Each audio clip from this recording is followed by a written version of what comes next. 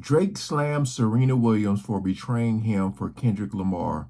Of course, we know the whole Drake used to date or mess around with Serena back in the day. Then you had Serena crip walking at the Super Bowl. You know, the whole Compton connection with Kendrick. That's what I be saying. Drake be. We ain't gonna waste no more time. Let's jump right into it. Drake just learned the hard way that Kendrick Lamar is not the person you want to have beef with, because Kendrick just might be the pettiest rapper ever. As if winning not one, not two, but 5 Grammys for his Drake diss song, Not Like Us, wasn't embarrassing enough for Drake. He also performed the song at the Super Bowl. But that's not all, because he also brought up Serena Williams to perform the Crip dance while he tore into Drake during his performance. And let me tell you, she said the Crip dance. I don't think in the history of my ears being able to hear have I ever heard anyone say the Crip dance. It's either Crip walk or sea walk. She said, all right, do your thing, sister. He had everyone gagged. However, it looked like Drake was not here for Kendrick bringing his ex on stage, because he crashed out big time and declared the beef open once again. So does this mean that he's going to hit the studio and drop another diss track? And how on earth was Kendrick able to convince Serena to diss Drake? Let's break it down. Okay, so first of all, it probably wasn't very difficult for Kendrick to convince Serena to come on stage, because she hates Drake. Child, I wouldn't be surprised if she begged Kendrick to let her come on stage to do her thing. I mean, it's not the first time that she danced to the song, because y'all remember the Crip walk she did while presenting at the ESPYs last year. And if I've learned anything this year, it's that none of us, not a single one of us, not even me, should ever pick a fight with Kendrick Lamar. They not like us. They not like us. They not like us. Hey! He will make your hometown not like you. The next time Drake sits courtside at a Raptors game, they're gonna Forrest Gump him.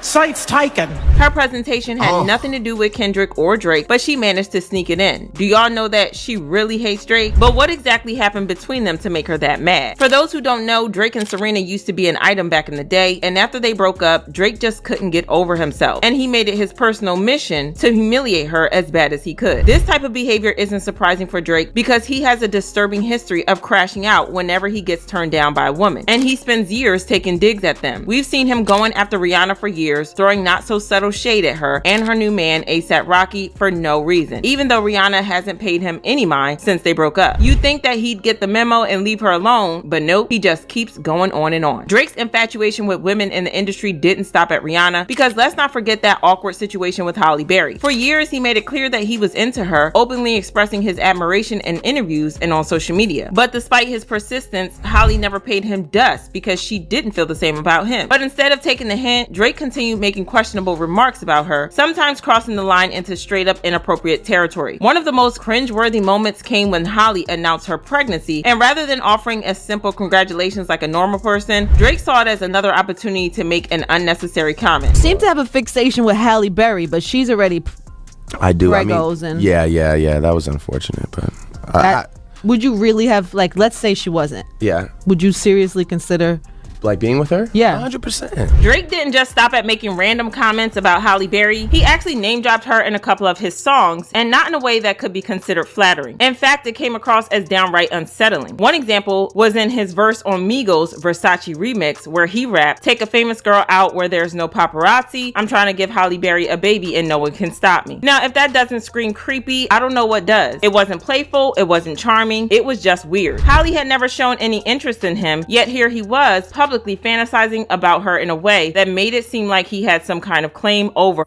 You know what's crazy though? Like, a lot of these celebrities be getting down with each other. We'll never know who, but just saying, it's been rumored. I know Choppa talked about it on Art of Dialogue. They be going to these parties, and it be happening. It be a lot of stuff that be on the low. That's another reason why that they hate paparazzi, because paparazzi be catching them, boy. They be on vacation all secretively, and next thing you know, pictures come out. So it wouldn't shock me if a lot of these people have messed around with each other, you know, at all.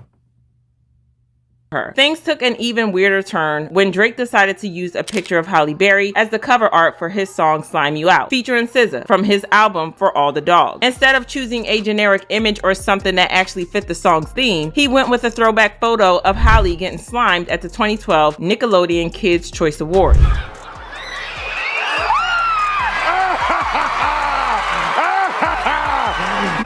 one is safe from the slime.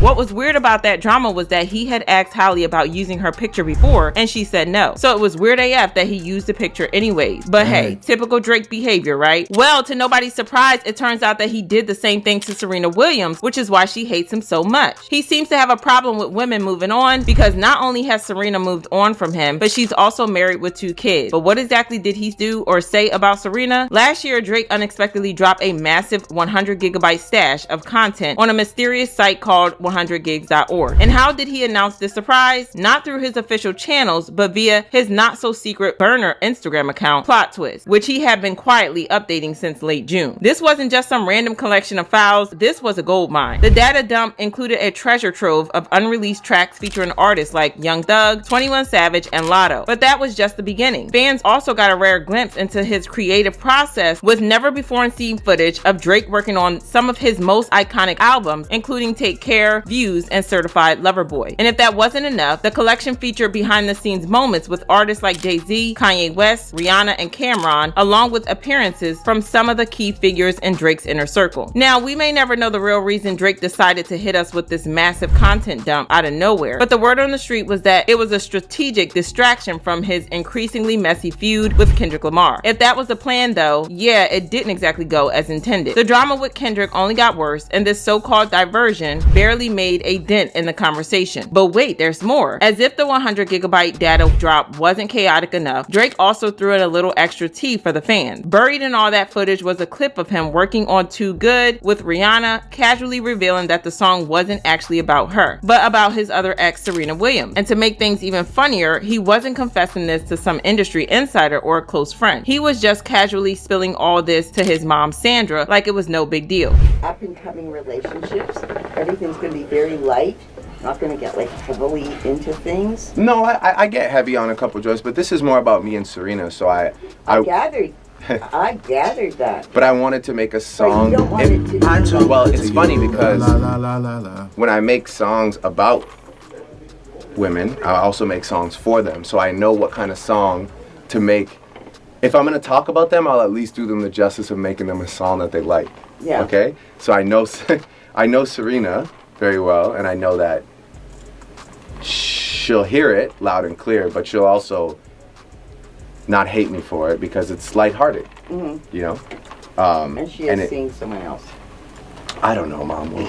For a little backstory, Serena and Drake had the rumor mill buzzing all the way back in 2010 with whispers of a romance, but much like Rihanna, Serena never actually claimed him. She kept things cute and unconfirmed while Drake, as usual, was out here acting like a lovesick puppy. Fast forward to now, and Serena is happily married to Reddit co-founder Alexis Ohanian, and they've built a beautiful life together with their 2 adorable daughters. Now, remember how I mentioned that Drake had a habit of flipping the script on women who rejected him? Well, Serena wasn't an exception. For years, he was so over the top in his admiration for her that GQ magazine straight up called him Serena's most embarrassing groupie, and honestly, they weren't wrong. But the moment Serena made it official with Alexis, Drake's energy completely shifted. Instead of just moving on like a grown man, he decided to be petty. He took a jab at Alexis, calling him Serena's groupie as if he hadn't spent years pining for her in the most embarrassing way possible. In his song Middle of the Ocean off his joint album with 21 Savage, Her Loss, Drake said, sidebar, Serena, your husband a groupie. He claimed we don't got a problem, but no boo, it is like you coming for sushi. Alexis clapped back at him in the classiest way possible when he shared a photo of him and his daughter, Olympia, at Serena's tennis match and wrote, "The reason I stay winning is because I'm relentless about being the absolute best at whatever I do, including being the best groupie for my wife and daughter." When Drake posted the video of him talking about Serena with his mom, fans immediately put 2 and 2 together and figured out that it was a response to her crip walking to Not Like Us at the ESPY. He tried to hide the real target by posting a bunch of stuff, hoping that people wouldn't catch on, but he wasn't as slick as he thought he was, because fans figured it out pretty quickly. Now, Serena was too classy to clap back at him for that, but she sure got her lick back at the Super Bowl because she crip walked and did her thing.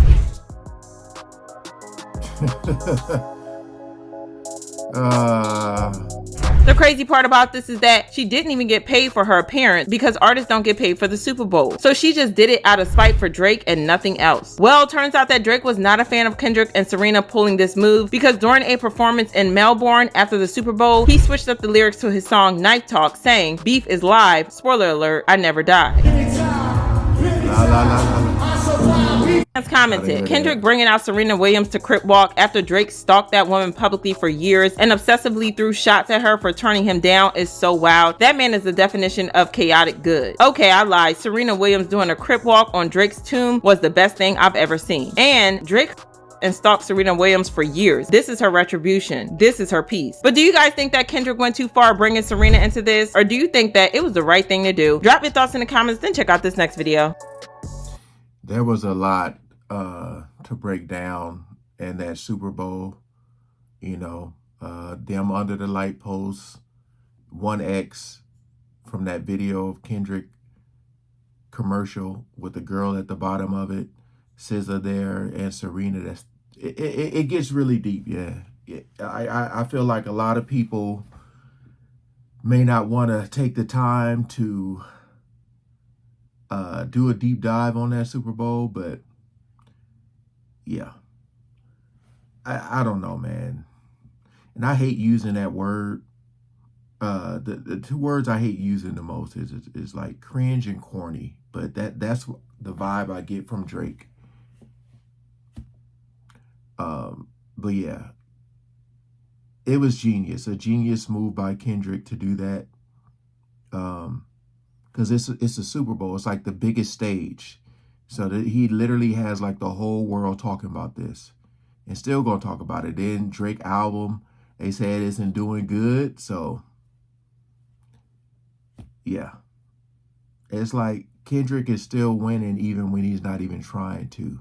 Because it's like everything he called out on Drake is doing right now and has been doing or whatever. Hey, I just feel like when you look at Serena and everything she's accomplished in life, you know, I don't know, just hearing that conversation with Drake talking to his mama, it just, I don't know, man. I don't know. This brother needs to go on a Eat, Pray, Love something.